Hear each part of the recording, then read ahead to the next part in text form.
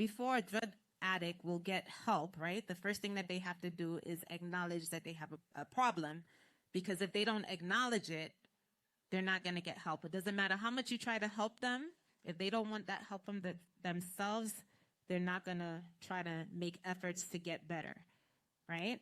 So in the same way, we have to acknowledge sin. That's what confession of sin is acknowledgement before God that you have a problem, you have a struggle, and you need him. We need to not just confess in words, but we need to have a godly remorse deep within our hearts, because that is what will lead to repentance. That is what will cleanse us of all unrighteousness. Confession shall always be directed to God, but it can also be directed to others.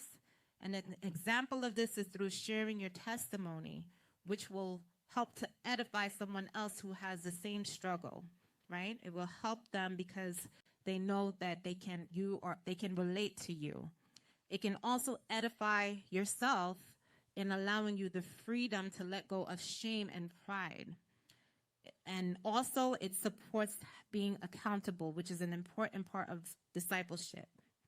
So circumcision of the heart, it's not an easy process. It's painful, it's invasive, just like open heart surgery.